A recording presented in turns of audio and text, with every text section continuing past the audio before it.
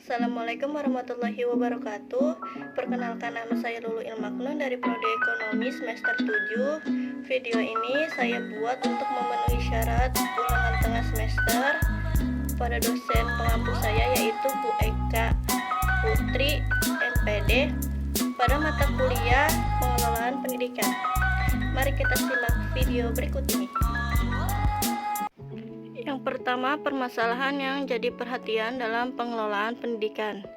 Yang pertama, ada kurangnya ketersediaan dana pendidikan. Ketika membahas seputar dana, bukan hanya biaya pendidikan di lembaga formal maupun informal. Biaya untuk membayar properti dan fasilitas seperti buku, alat tulis, seragam, dan transportasi juga termasuk ke dalamnya. Tak hanya itu, bagi kalangan yang mengalami kesulitan ekonomi, mereka lebih memilih bekerja untuk memenuhi biaya hidup yang semakin tinggi ketimbang meneruskan pendidikan. Yang kedua, minimnya bahan belajar mengajar. Permasalahan pendidikan di Indonesia yang berikutnya adalah kurangnya bahan belajar mengajar. Demi meningkatkan kualitas belajar, murid sudah sepatutnya memperoleh buku pelajaran atau lembar latihan soal. Tidak adanya perpustakaan atau bahan belajar gratis juga dapat menghambat proses pembelajaran. Seharusnya bantuan berupa bahan belajar diberikan lebih banyak ke wilayah-wilayah yang dengan masyarakat kurang mampu. Bukan itu saja, guru juga memerlukan bahan ajar yang dengan materi yang berkualitas dan sesuai kurikulum terbaru sedang berlaku. Jika tenaga pendidik memakai bahan ajar yang ketinggalan zaman, tentu kegiatan mengajar menjadi kurang maksimal. Ini akan berpengaruh jadi proses penyerapan ilmu para murid. Yang selanjutnya yaitu rendahnya kualitas tenaga pendidik. Kualitas tenaga pendidik yang rendah menjadi salah satu permasalahan pendidikan di Indonesia. Tidak semua guru mampu mengajar materi yang sesuai kompetensi masing-masing. Menurut Global Education Monitoring atau GEM, report 2016 oleh UNESCO, pendidikan di Indonesia menempati urutan ke-10 dan urutan terakhir untuk kualitas guru dari 14 negara berkembang. Selain itu, total guru meningkat secara signifikan, yaitu 382% atau 3 juta lebih pada sekitar tahun 1999 hingga 2000. Jumlah ini tidak sebanding dengan jumlah peserta didik yang sekiranya 17%.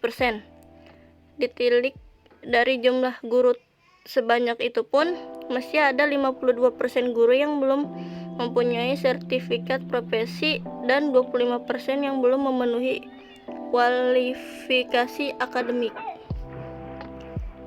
Dan yang terakhir, tidak tersedia fasilitas yang memadai. Terakhir adalah permasalahan pendidikan di Indonesia terkait fasilitas. Fasilitas yang dimaksud mencakup ruang belajar dengan segala isinya. Tidak hanya harus lengkap, fasilitas juga harus memadai. Beberapa contoh fasilitas pendidikan yang perlu disediakan, misalnya papan tulis, meja, kursi, perkakas laboratorium, atau alat elektronik. Bayangkan jika fasilitas tersebut rusak, pasti akan mengganggu proses belajar mengajar.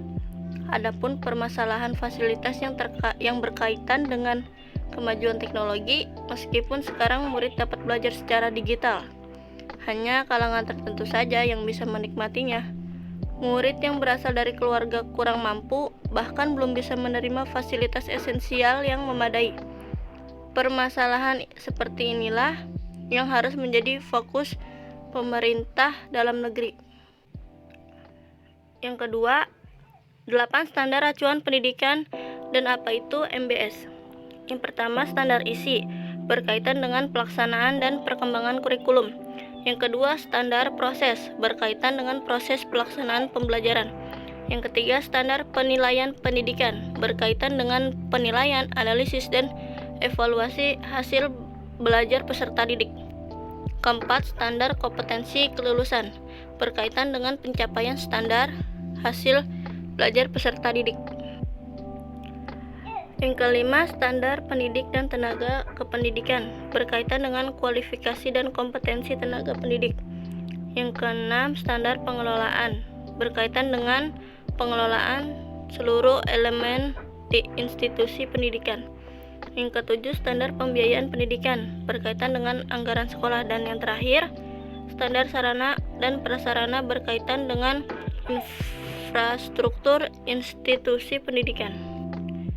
Manajemen berbasis sekolah atau MBS yaitu proses mengelola sumber daya secara efektif untuk mencapai tujuan yang memberikan otonomi lebih besar kepada sekolah dan mendorong pengambilan keputusan partisipatif secara langsung semua komponen warga sekolah, yaitu kepala sekolah, guru, siswa, orang tua, dan masyarakat. Yang ketiga, perbedaan pengelolaan pembelajaran dan pengelolaan kelas. Pengelolaan pembelajaran berhubungan dengan kurikulum atau dapat diartikan sebagai usaha ke arah pencapaian tujuan-tujuan melalui aktivitas-aktivitas orang lain atau membuat sesuatu dikerjakan oleh orang-orang lain. Sedangkan pengelolaan kelas yaitu suatu usaha yang dilakukan oleh penanggung jawab kegiatan pembelajaran dengan maksud agar tercapainya kondisi optimal sehingga dapat terlaksana kegiatan belajar sebagaimana yang diharapkan. Pengelolaan kelas yang baik yaitu penataan ruang kelas. Penataan ruang bertumpu pada penetapan tempat duduk siswa dengan format memudahkan siswa dalam memandang gurunya. Sebisanya hal ini dipengaruhi jumlah siswa dalam satu kelas. Jumlah siswa yang tidak terlalu banyak akan memudahkan siswa untuk menata meja dan kursi, agar dimanapun siswa duduk, mereka tetap bisa memperhatikan guru saat mengajar. Yang keempat, pengelolaan peserta didik. Dalam hal ini, pengelolaan peserta didik menurut Hendayat Sutopo dan Wasti Sumanto 1982 adalah merupakan suatu penataan atau peraturan segala aktivitas yang berkaitan dengan peserta didik, yaitu dari mulai masuknya peserta didik sampai dengan keluarnya peserta didik tersebut dari suatu sekolah atau suatu lembaga. Cara mengembangkan minat peserta didik. Berusaha membuka diri. Salah satu alasan mengapa seseorang tidak memiliki hasrat sama sekali pada materi atau pelajaran tertentu adalah tidak mau membuka diri walaupun belum pernah mempelajarinya. Mereka sudah menganggap materi itu sulit. Akhirnya alih-alih mulai belajar, mereka lebih memilih untuk menutup diri. Kalau kamu ingin meningkatkan minat belajar terkait apapun, hal pertama yang harus dilakukan adalah berusaha membuka diri. Kalau kamu tidak bisa membuka diri, semudah apapun materinya, tidak akan mau belajar, bahkan mendengar namanya saja seperti sangat menyeramkan. Kita ambil contoh yang sederhana aja, yaitu belajar materi ekonomi. Kalau seseorang sudah tidak mau membuka diri, pelajaran ini akan terasa sangat mengerikan dan sulit dipelajari. Padahal kalau mau membuka diri masih ada cara untuk menguasainya dengan sempurna. 5. Mengapa dibutuhkan revisi atau perubahan atau pengembangan kurikulum? Dan siapa saja yang terlibat dalam penyusunan kurikulum? Perubahan kurikulum dari tahun ke tahun merupakan kebijakan yang diambil pemerintah. Alasan pemerintah melakukan perubahan kurikulum pendidikan yang baru ialah untuk meningkatkan mutu pendidikan di Indonesia itu sendiri. Dalam suatu perkembangan kurikulum, terdapat beberapa faktor yang menyebabkan suatu kurikulum tersebut perlu dirubah. Yang terlibat dalam pengembangan kurikulum diantaranya ialah kepala sekolah, guru, komite sekolah dan siswa. Sebagai manajer, kepala sekolah bertanggung jawab atas manajemen sekolah. Terima kasih. Demikianlah presentasi yang dapat saya jelaskan. Kurang lebihnya mohon maaf. Wassalamualaikum warahmatullahi wabarakatuh.